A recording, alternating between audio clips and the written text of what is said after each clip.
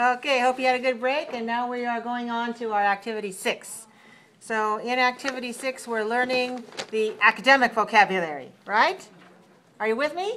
Yes. Okay, and did you use your dictionary to look up the vocabulary?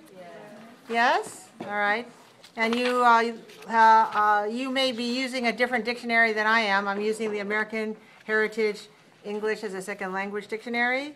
As long as you understand the dictionary symbols, which we talked about way back in Chapter 1, then that will help you understand not only the definition, but especially we're looking at pronunciation, how many syllables, and what is the stress syllable of each word. So I already wrote down the definition for you. And we're going to learn those words, what they mean, how to pronounce them, how to hear and understand them, learn some different word forms, and learn them in context. Our first word is area. Area. Area, when you look up in the dictionary, you'll see that there are 2 dots. So 2 dots means? 2 dots means 3 syllables. Right. Okay, so if we look on the syllable stress of our dictionary here, area is stressed on the first syllable. So we say 3-1. Area. Area. Area.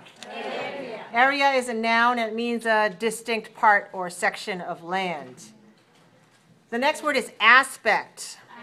Aspect. This is another noun that means a feature or a part of something bigger, a part of a whole. Aspect. 1 dot in the middle means there are 2 syllables. Aspect. Where is the stress? First syllable, so 2-1. Aspect. Number 3, the word is constantly. Constantly is an adverb. Constantly is an adverb, means again and again without end, continually occurring. When we see in the dictionary, we see 2 dots. That means that there are 3 syllables. Constantly. Constantly. Which one is stressed? Which syllable is stressed? The first one, right. So 3-1, constantly. Constantly. Okay, here we have number 4. This word I want you to pay special attention to because it has more than one pronunciation depending on the word form. In our passage, in our chapter, we are learning the word as coordinate. Coordinate.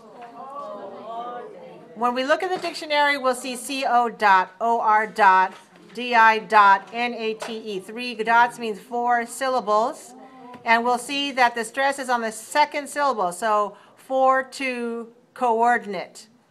Now, on the audio CD, you will hear 4 syllables, coordinate, coordinate. However, there is another pronunciation with 3 syllables, second syllable stress also, coordinate, coordinate. So the third vowel I can be omitted. It's possible to say both ways, coordinate and coordinate, and both are correct. Make sure you stress the second syllable. Now, when we talk about coordinates, we're talking about a set of numbers that describe the exact point of something, such as on a place on a map. Maybe some of you are more familiar with mathematics, and you know we have an X and Y graph, and then you can put numbers on the graph as 4, 1, or -3, -7. So those are coordinates on a mathematical graph.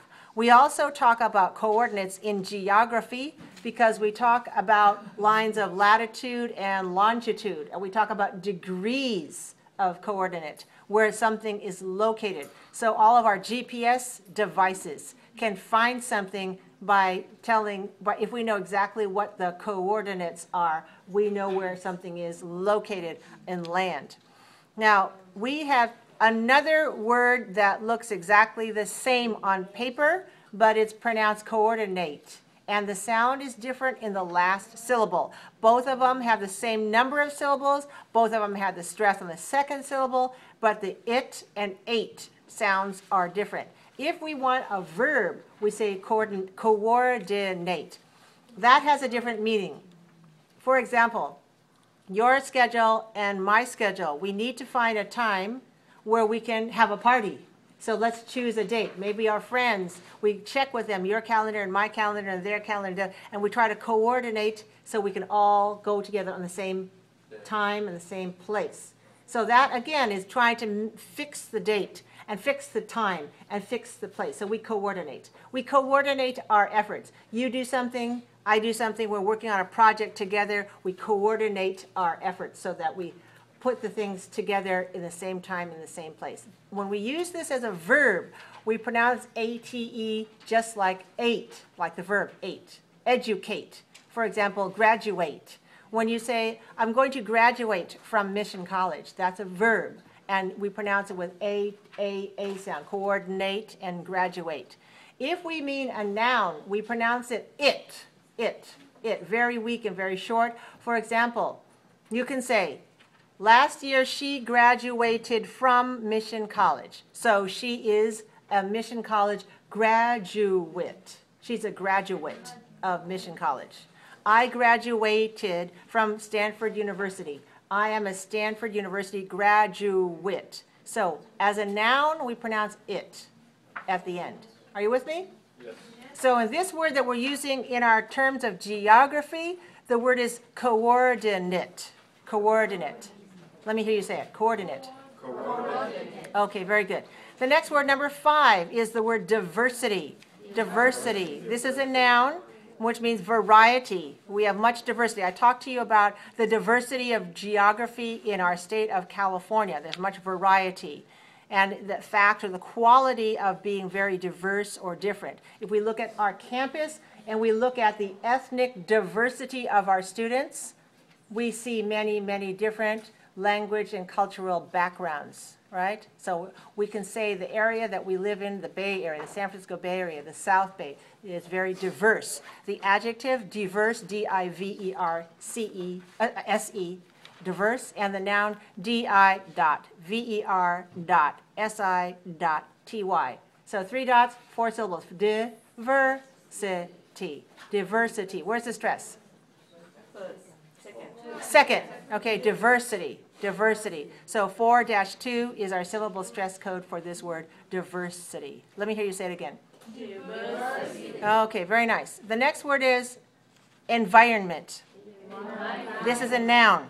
So when we look in the dictionary, we see E-N dot, V-I dot, R-O-N dot, M-E-N-T. But I want you to know, be careful, because it looks like if we look at the word and we use our eyes to tell us, it looks like we might say environ, but we don't want to say it that way. I want to say environ. So here, the syllable, the third syllable, doesn't sound like ron, it sounds like earn. Tell me this, earn. I earn money. How much money do you earn? Earn, learn, earn. Okay, I earn. I earn. Say, I earn money. I earn. Okay, you know that when you do this with your clothes, after you wash them, you use a hot iron to iron your clothes and press out the wrinkles. Iron. Okay, it's spelled I-R-O-N, but we don't pronounce it iron. We say iron. Iron. It's also a metal, iron. Okay, so something very strong and heavy is iron, metal, right? Or it could be, we're talking about the mineral, maybe you have to take iron to have strong blood. Iron, F-E, iron. All right, now we're going to say environment. Stress the second syllable. Environment. 4-2, environment. Okay, so that means all of the surroundings and conditions that affect the growth and development of human things. So your environment, when you are growing up, the environment, maybe when you grew up in your country, is a different environment than here in this country. Or we can say the environment of my parents' generation was different than of my children's generation, right? Or you can say the environment here at Mission College is different from another school that you went to. The area that affects your growth and development. The next word is number 7, factor. Factor. F-A-C dot T-O-R, factor. 1 dot, 2 syllables, factor. Where's the stress? Factor. First, so T2-1. This is a noun, and it means something that causes a certain result, an element or an ingredient. So for example, many people want to buy a house, and there are many factors that influence which house you buy. Maybe you're interested in a house with 4 bedrooms. And maybe you're interested in a house that is close to a school. You know, there are many factors. And maybe you're interested in how much money it costs. Right? Those are all factors which influence your decision whether to buy a house or not, whether to buy that house or that house. Different factors, different something that causes your result, which is, in this case, in this example, buying a house. Different factors. Okay, how about number 8? The word is feature. It's a noun, F-E-A dot, T-U-R-E tells us that there are 2 syllables, feature, feature. It's stressed on the first syllable, so 2-1. So a feature is an important part of something that makes it different from other things.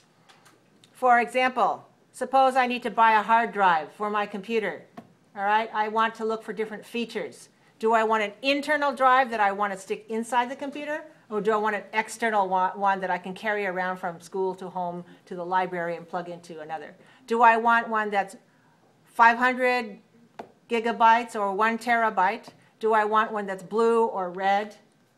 So I have many different features. Do I care about the speed of it? Different features. When you buy a television set, you probably look at different features of it. We also use the word features to talk about somebody's face. Then, yeah, describe the features. You can say, oh, the features of your eyes look like your father, but your nose looks like your mother. Those are features of your face, okay? So something that helps determine you and makes you look different from something else. Land features. So we talk about land features, and we say, well, the features of this geographical area are different from that area because here we have a lot of hills. But over there we have a lot of flatland and prairie. So the features of the land are different. The next word is interact. Interact. This is an intransitive verb. So you know to interact with means inter means 2 or more. Act and have influence on each other. Now when we look in the dictionary we see in dot, ter dot, act. So we know that there are 3 syllables. Interact. Where's the stress? Interact. On the 3rd syllable. So 3-3 is our syllable stress code. So when things interact or people interact, they have an effect on each other. For example, many times I ask you to interact with your partner, with your classmates, right? So last week when we had our oral quiz, you were put into groups and I was watching and listening to your interaction. I asked you to ask and answer questions about your food product, right? Okay, was that fun to interact with your classmates that way? Yes. That was fun, huh? And some of you got a treat afterwards. That was a nice bonus. Okay, so when you have an interaction on each other, you have an effect. What I do affects you. What you say affects me. So that's interaction. We have interaction among people, but we also have interaction between people and the environment. So on a rainy day, how does the rain affect us? Well, today a lot of us wore our rain jackets, brought our umbrellas, right? And we didn't do that on the days that it wasn't raining, right? So we say the weather can influence. So there's an interaction between people and the environment. So in this lesson, we'll be talking about the interaction of geography, which includes weather, and people, the interaction of various factors of geography upon each other. The next word is on the next page. Number 10 is location. When we look in the dictionary, we see lo.ca.tion, which tells us that there are 3 syllables for location. Location. Where is the stress? Second, right. Location is a noun. It means the place or the position of something, a place where something is located. Now, ation is always a what? Noun, verb, adjective, or adverb? It's always a noun. All right, so if we see shun, we can take away the ion and we get the base word, the root word locate. L-O-C-A-T-E. Write it down. Locate. This is your verb for the same family. So remember when you meet a word, you all try to meet its word family member. So location is the noun. Locate is the verb. L-O-C-A-T-E. Locate. 2 syllables. All right, now locate is the verb, and I think you probably know an adjective that belongs to this family. What is it? Local. Local. L-O-C-A-L is local, local, all right? Go to your local public library. That means close to where you live. My local public library is in Sunnyvale because Sunnyvale is a city where I live. Some of you live in San Jose, and San Jose has many libraries. Your local library will be in the neighborhood closest to where you live. Your local school. So my children went to our local elementary school. Not one far away, but one in our area. So local means in the area where you're located, and that belongs to the same family. The adverb is just add ly, locally, locally. Locally produced vegetables, locally grown fruit, locally grown. That means grown here in our area of California, not from some other way, far away place, okay? So how about the next word? It's a phrase, actually. In number 11, we have the phrase natural resources. Natural resources. Natural has 3 syllables. Resources has 3 syllables. Altogether, we have 6 syllables. If we consider this as a phrase, we can consider this as 6-4. Natural resources. Natural resources. Now, natural is pronounced with a stress on the first syllable. Natural. So by itself, it's 3-1. Resources has 2 pronunciations. One is resources, 3-1. And another way is resources, 3-2. On the CD, you will hear resources, natural resources. Okay, so you'll hear 6-4 on the CD. That's the way I pronounce it also, but some people pronounce it resources. So when we talk about natural resources, we mean the raw materials that are found in nature, such as minerals, trees, fresh water, and oil. And these are natural resources that are necessary or somehow useful to humans. So these are within our geography. That's why we study natural resources when we talk about geography. Number 12 is the word region. Region. Region is a noun. When you look in the dictionary, it's R-E.G-I-O-N. Region. 2 syllables stressed on the first. Region. 2-1. Region. So a region is a large portion of the Earth's surface. And the word region is kind of general because it doesn't have a specific meaning. It doesn't have borders like a country or a state. So a region can be across many states or across many cities. But there must be something that is shared, some common features in this area in order to call it a region. Maybe it's called a region because in terms of agriculture, it has similar climate and similar land and similar temperature, right? Or it may be called a region because the people who live there are very similar. Maybe they have the same culture, even though they belong to different countries. Maybe they have the same language and the same eating habits, even though they have different countries or states. So a region can cross over political borders. A region can be big or small. Sometimes a region is made for other reasons like sports. So for example, did any of you play sports in school? Okay, do you know in American high schools kids play sports? Maybe they play basketball or volleyball or ping pong or football, whatever. Okay, so that means that there's an area of schools that are close to each other and they play each other and they find out who has the best record, who wins the most. So in this area, then maybe there's a winner here who goes to the next level, right? And then they have to travel farther. And then the region is bigger than just the school area. So we use the word region for something bigger. And what do they have in common? They all play basketball, and they are all the winners of their basketball areas where their high schools are. And so now they play in a larger region. Now pay attention to the pronunciation because some people get mixed up between these 2 words, reason, and region. All right? What's the reason? What's the reason means why. Why? What's the reason? What's the reason you're studying in my class? right? That means your purpose. That means why, okay? What's the region? What's the region? That means where is that whole area? What is the place? You understand? Okay, region. Reason.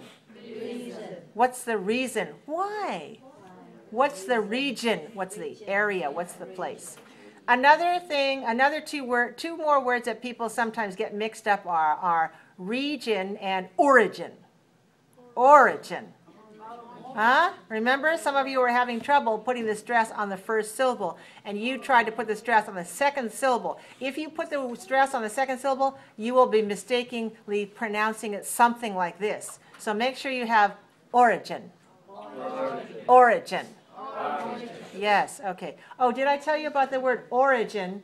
Origin. I didn't tell you about other members of that word family. Let's go back to that for a moment, because I think you also know some origin is a noun, and we know that we have an adjective that belongs to that family. What is that? Original. Do we have that here? Yeah, okay, over on page 82. Okay, here's the word origin, right? Okay, so origin is stress. This is where it's a little bit tricky for you, because the stress is different. If you say the noun origin, that's stressed on the first syllable.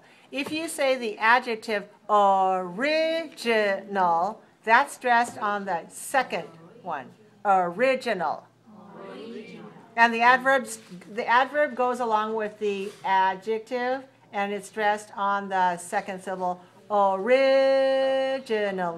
Originally. Okay, they belong to the same word family. There is a verb form also. It's originate. Originate. Where does the river originate? That means what is the origin of the river? What place? So the verb ate, originate, stressed on the second. So that family of words, only in that family of words, of the 4 words I gave you, most of them are stressed on the second syllable. Original, originally, originate. But the noun is stressed on the first syllable, so that's the hardest to remember. Origin, origin. But you have to make sure you stress it on the right one, otherwise you get it mixed up with this word, region, region. All right, let's go on to number 13. The word is revolution. Revolution. Okay, so revolution is a noun. When we look in the dictionary, we see how many dots? Revolution has 3 dots, right? rev.o.lu.tion. Where do we see a stress mark? After the third syllable? Okay, revolution. So this is 4 syllables. Stress on the third, 4-3. Yes, okay, so the overthrow of one government and its replacement with another is called a revolution. So when we have one system of government and people don't like it, they object to it, and they fight against it, they overthrow it, then we say we have a revolution. Revolution. Do you know the United States wasn't called the United States a long time ago? Do you know about that? You know about that? The current United States, before it was the country of the United States, what did this land belong to? Where did it belong to? Do you know?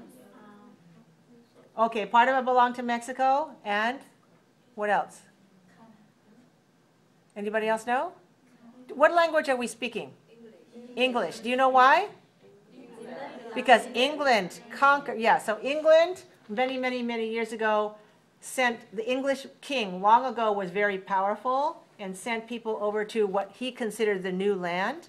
Actually, there were a lot of people living here, but they didn't consider them people. They just said, oh, this is new land. Let's go over there on our big ships and conquer this land and build it. So the English colonized the East Coast, or parts of the East Coast on the Atlantic border, on the Atlantic coast. Colonized, that means they built villages here and put up a flag and said this belongs to the King of England, who all the way across the ocean. But then a lot of people lived here and said, hey, we don't want the British king to rule us anymore. So there was a revolution against the British side. and then the Americans won independence. Okay? So there's a revolution where this is where they revolted. R-E-V-O-L-T, revolt. This is a verb, revolt. Revolt, tutu, is the verb that means to overthrow. It also happens to have another meaning, which I'll tell you about because you might hear it when we talk about geography. It also has, revolution also can be the noun for the verb revolve. Revolve means to go around in a circle. So a minute ago I showed you the globe. Remember I showed you the globe?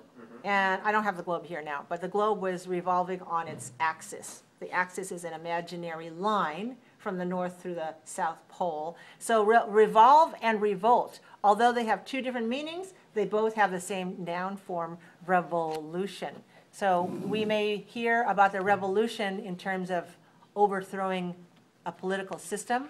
We also may talk about revolution when we talk about the earth going revolving around its axis. Now here's a word that belongs to our title, and that's the word theme. Theme. When you look in the dictionary, there are no dots. And the reason is because there's only one syllable. So we can't divide it. We don't divide this word. Theme, T-H-E-M-E, theme. Theme. Now pay attention because some of you mix up between T-H-E-M, them, and T-H-E-M-E, theme, theme. So let me tell you, when you see E-M-E, you have to change the sound for to E. E. The silent E at the end tells us how to pronounce the first E, theme. For example, T-H-E-S-E, we don't say thes, we say these. These. Okay? In this case, we're going to pronounce the TH as a voiceless sound. Theme. All right. Do you have your mirror? Because when you pronounce it, you probably want to take a look at your lovely tongue.